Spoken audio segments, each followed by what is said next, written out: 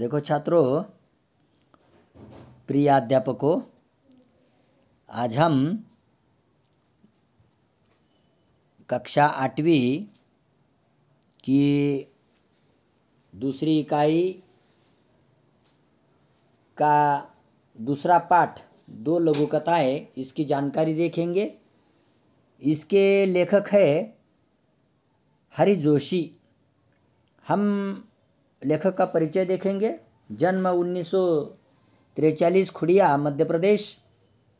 परिचय सेवानिवृत्त प्राध्यापक हरि जोशी जी की साहित्यिक रचनाएं हिंदी की लगभग सभी प्रतिष्ठित पत्र पत्रिकाओं में प्रकाशित होती रही है। आपको गोयनका सारस्वत सम्मान, वागीश्वरी सम्मान प्राप्त हुए हैं। प्रमुख कृतियाँ उन्होंने जो की है, पंखुरिया, यंत्रयुग, अखाड़ों का देश, भारत का राग, अमेरिका के रंग आदि।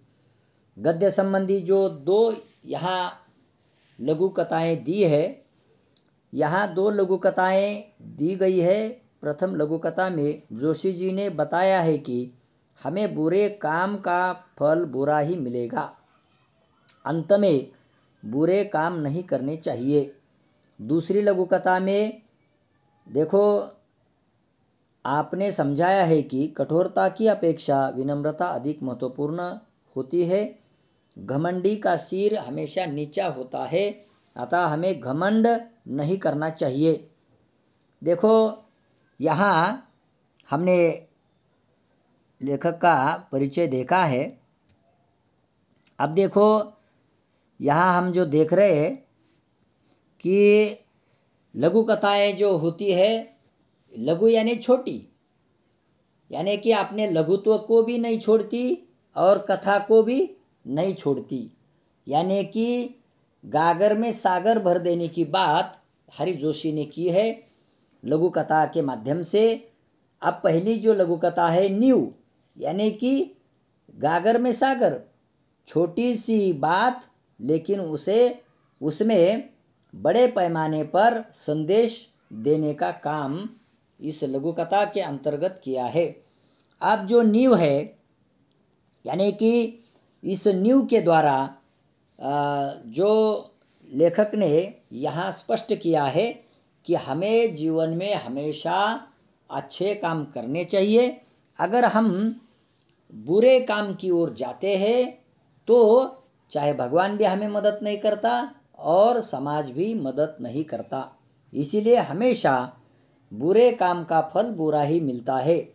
इसीलिए हमें बुरे काम को नकारना चाहिए, छोड़ देना चाहिए, ताकि समाज में हमारी भर्त्सना होती है, की जाती है। यानी कि अगर जीवन में वाहवाह अगर कर लेनी है तो हमें अच्छे काम करने चाहिए।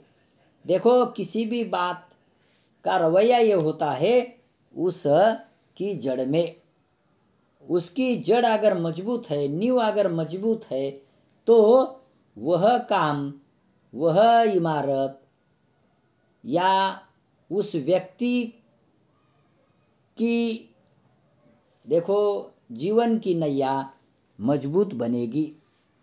इसीलिए न्यू लघु कथा में हरि जोशी ने दिया है क्या, हम देखेंगे। बहुमंजिला इमारत की दीवार नींव से उठ रही थी। ठेकेदार नया था। भयभीत साहब वह 1 तगारी सीमेंट और 5 तगारी रेत के मसाले से ईंटों की जुड़ाई करवा रहा था। अगले दिन अधिकारी महोदय आए। उन्होंने काम के प्रति घोर असंतोष व्यक्त किया। महोदय बोले, ऐसा काम करना हो तो कहीं और जाइए। देखो, किसी भी इमारत, चाहे बहुमंजिला हो, 1 मंजिला हो, चाहे मंदिर हो या इमारत हो, चाहे भवन हो, है ना, इसको अगर हमें बनाना है तो उसकी नींव मजबूत होनी चाहिए, जड़ मजबूत होनी चाहिए। अगर नींव पक्की नहीं हम करते, है ना, तो क्या हो जाएगा, वो इमारत, वो भवन, है ना, वो बहुमंजिला इमारत चाहे हो, चाहे मंदिर हो, ये ढह जाएगा, ढह जाता है। इसीलिए हमें नींव की ओर ध्यान देना चाहिए। वैसे जीवन में भी नींव का बहुत बड़ा महत्व है। बचपन में अगर हमारे ऊपर संस्कार अगर अच्छे होते हैं तो उसकी नींव अगर अच्छी तरीके से गढ़ जाती है तो मनुष्य आगे चलकर जीवन में बड़ा नाम कमाता है, उसकी चारों दिशाओं में वाह होती है, कीर्ति फैल जाती है। इसके लिए जीवन में बचपन से ही उसकी नींव जो जड़ है वो मजबूत होनी चाहिए, जिससे उसकी नींव मजबूत बने, उसका जीवन मजबूत बने। इसीलिए यहाँ एक नया ठेकेदार के द्वारा उदाहरण दिया है कि बहुमंजिला इमारत का काम चल रहा था और नया ठेकेदार था। बेचारा 1 तगारी सीमेंट है ना, घमेला, और 5 तगारी रेत बालू, ये मिलाकर ईंटों को जुड़वाने का काम कर रहा था। और वहाँ एक अधिकारी आए और उन्होंने कहा, काम को देखा और असंतोष प्रकट किया, असमाधान व्यक्त किया और कहा कि अगर ऐसा काम करना है तो तुम कहीं और जाइए, ये काम मैं आपको नहीं करने दूंगा, ऐसा कड़क कर बोले। देखो अगले दिन शंकित नए ठेकेदार ने 1 तगारी सीमेंट और 3 तगारी रेत के मसाले से ईंटों की जुड़ाई की। संबंधित अधिकारी आए, उन्होंने नींव की दीवार पर एक निगाह डाली और गर्म हो गए। इस बार ठेकेदार को अंतिम चेतावनी दी, यदि कल तक काम में पर्याप्त सुधार नहीं किया गया तो काम बंद करवा दिया जाएगा। देखो जैसे ही पहले नया ठेकेदार था वो बहुत सोच समझकर उस इमारत का काम कर रहा था, लेकिन कुछ लोग ऐसे होते हैं कि जो देखो एक तो उनका स्वभाव अभिमान भरा होता है और घमंडी होने के कारण और लाचार होने के कारण उन्होंने क्या किया, उस दृष्टि से नए ठेकेदार को देखा और पहले 1 तगारी सीमेंट और 5 तगारी रेत लेकर उससे ईंटों की जुड़ाई कर रहा था। लेकिन जब उन्होंने कहा तब दूसरी बार है ना, अगले दिन से उस ठेकेदार ने 1 तगारी सीमेंट और 3 तगारी रेत लेकर ईंटों की जुड़ाई करने लगा। अब देखो अच्छा काम हो रहा था, लेकिन उस काम को जांचने के बजाय वह अधिकारी जो कि अपने आप को बहुत अभिमान भरी बातों से कह रहा था और भ्रष्ट होने के कारण उन्होंने फिर चेतावनी दी। उस काम को देखा, वो गर्म हो गया और गर्मजोशी के साथ कहने लगा कि देखो मैं तुम्हें अंतिम चेतावनी देता हूँ कि कल काम में सुधार नहीं हुआ तो काम बंद करवा दिया जाएगा। वैसे तो नए ठेकेदार ने काम में सुधार किया था, लेकिन देखो देखने का चश्मा, देखने की दृष्टि अलग होने के कारण उस अधिकारी की, तो उन्होंने उसे सही तरीके से जांचा नहीं और फिर वो नए ठेकेदार को उस दृष्टि से देखने लगा। तो उन्होंने चेतावनी दी कि कल काम बंद करवा दिया जाएगा। क्यों? क्योंकि अगर कोई व्यक्ति भ्रष्ट होता है, उसका आचरण भ्रष्ट होता है ना, अगर घूस लेता है, रिश्वत लेता है, तो उस सामने वाले व्यक्ति को उस दृष्टि से देखेगा, चाहे उन्होंने कितना भी काम अच्छा क्यों न किया हो, लेकिन उस दृष्टि से ही देखेगा, उस काम में खराबी निकालेगा, है ना। तो ऐसा ही उस अधिकारियों ने नए ठेकेदार को दमबाजी की और देखो अब नया ठेकेदार के समझ में ये बात नहीं आई कि क्या हो रहा है ना। तो आगे देखिए, नए ठेकेदार की समझ में बात नहीं आई तो उसने एक अनुभवी ठेकेदार से इस समस्या पर उसकी सलाह चाही। अनुभवी ठेकेदार ने बताया कि ये महोदय रिश्वत चाहते हैं, इसलिए काम में कमी बता रहे। नया ठेकेदार ईमानदार था, वह रिश्वत देने और लेने को अपराध समझता था। उसने भ्रष्ट अधिकारी को पाठ पढ़ाने का निश्चय किया, पाठ पढ़ाने का, सबक सिखाने का। और ये नया ठेकेदार ईमानदार था, अपने काम के प्रति ईमानदार था अनुभवी ठेकेदार से उन्होंने सलाह ली और कहा कि देखो मैंने पहले ऐसा काम शुरू किया था, लेकिन जब अधिकारी महोदय आए तब उन्होंने मुझे चेतावनी दी तो मैंने काम में सुधार किया। अब काम में सुधार करने के बाद भी फिर वो काम में कमी बता रहा है। मैं क्या करूं? मैं क्या कर सकता हूं? मैं तो काम अच्छा कर रहा हूं, ईमानदारी से कर रहा हूं। तो वो पुराने ठेकेदार ने कहा कि ये महाशय रिश्वत चाहते हैं, घूस चाहते हैं, है ना। इसीलिए देखो ये नया ठेकेदार ईमानदार होने के कारण वो देना और लेना नहीं चाहता। वो ईमानदार था, अपना काम अच्छा करने वाला था, अच्छा करता था, इसीलिए उसके माइंड में घूस यानी कि रिश्वत देने को मन नहीं करता था। वह क्या अपराध समझता था रिश्वत लेने और देने में। सही बात है। तो उस भ्रष्ट अधिकारी को उन्होंने सबक सिखाने का निश्चय किया कि ठीक है, इसको देखा जाएगा, है ना।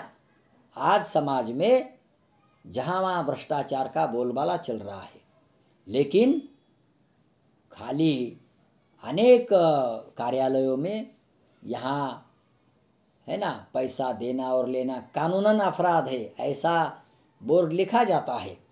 लेकिन कोई अगर भ्रष्ट अधिकारी हो और वो रिश्वत मांग रहा है तो हमारी ये जिम्मेदारी बनती है कि उनको रोके और सबक सिखाए, तब है ना ये काम अच्छा होगा।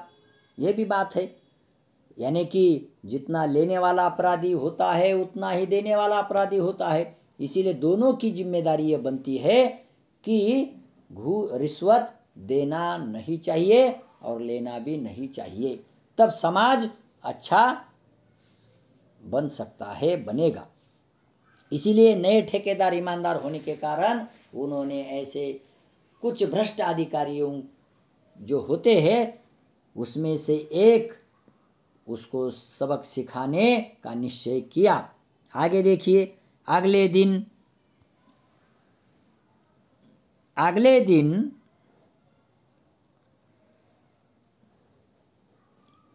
दिन देखो अधिकारी महोदय निरीक्षण करने आए।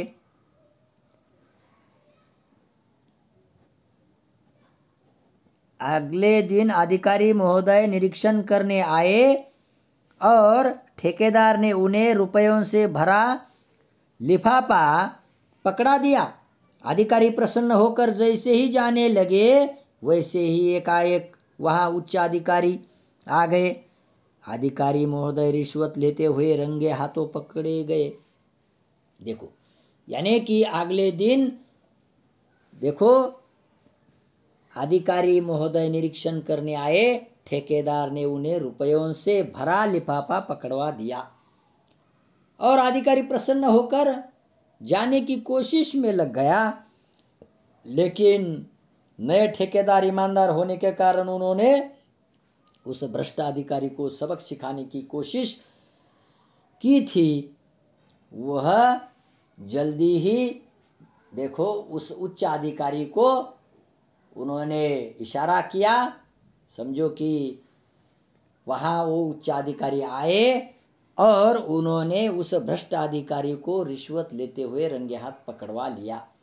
तो हमारा ये फर्ज बनता है समाज में एक मनुष्य होने के नाते कि हम रिश्वत न दे और रिश्वत न ले, ताकि हमें समाज में अच्छा काम करने के लिए ये कानूनन रिश्वत लेना और देना अपराध है।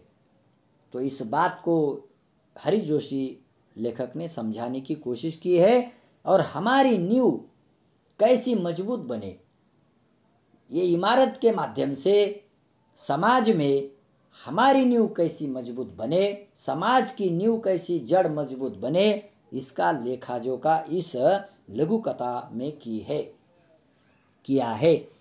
अब देखो आगे, वस्तुतः रात में ही ईमानदार ठेकेदार ने अधिकारी महोदय के खिलाफ उच्च अधिकारी के पास शिकायत कर दी थी।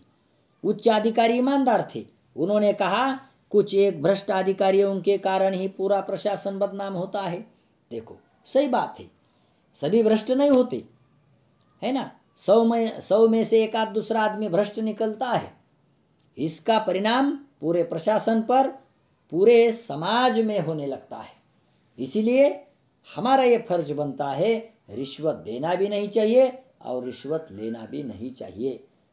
इसीलिए अगर कोई लेने की कोशिश कर रहा है तो हम उसे सबक सिखाए और हम न दे, है ना। लेकिन उच्च अधिकारी देखो बहुत ही ईमानदार थे, इसीलिए उन्होंने भ्रष्ट अधिकारी को सबक सिखाया और एक कहावत सुनी भी कि तुम्हारे ऐसे अधिकारियों की वजह से प्रशासन भ्रष्ट बदनाम होता है। देखो समाज में यानी कि जैसे हमारे हाथों की पांचों उंगलियां एक जैसी नहीं होती, वैसे लोग भी एक जैसे नहीं होते। लेकिन सभी लोगों ने अगर समाज को देखो सही दिशा देने का काम किया तो निश्चित रूप में यानी कि एकाध दूसरे आदमी से समाज या कोई वर्ग बदनाम नहीं हो सकता। देखो उन्होंने आगे देखिए, उन्होंने भ्रष्ट अधिकारी को दंड दिलवाने का निर्णय ले लिया। सच ही कहा है, बुरे काम का बुरा नतीजा। ठेकेदार और उच्च अधिकारी की ईमानदारी का समाचार चारों तरफ फैल गया। उनका सार्वजनिक समारोह में सम्मान किया गया। देखो क्यों सम्मान किया गया सार्वजनिक समारोह में ठेकेदार का? क्योंकि ठेकेदार ईमानदार था और उन्होंने साहस के साथ, धैर्य के साथ देखो ऐसे भ्रष्ट अधिकारी को सबक सिखाने का समय पर निश्चय किया था। इसीलिए देखो उसका सार्वजनिक समारोह में उच्च अधिकारियों से क्या किया गया? सम्मान किया गया। और बुरे काम का बुरा नतीजा, इसका फल जरूर मिलता है। इसीलिए हमें इस न्यू लघु कथा से ये सोचना चाहिए, ये जान लेना चाहिए कि हमें बुरे काम से दूर रहना चाहिए, नहीं तो बुरा काम का बुरा नतीजा हमें भुगतना पड़ता है, मिलता है। इसीलिए हम जीवन में हमेशा ईमानदारी बरते, है ना। जो हम ईमानदारी से काम करेंगे कोई भी, तो हमारी कीर्ति और हमारी वाहवाह चारों तरफ फैल जाती है। लोग हमें कंधों पर उठाते हैं और हमारा सम्मान करते हैं। इसीलिए हमें चाहे कोई भी काम ईमानदारी से करना चाहिए। कभी देखो रिश्वत देने और लेने से बचना चाहिए।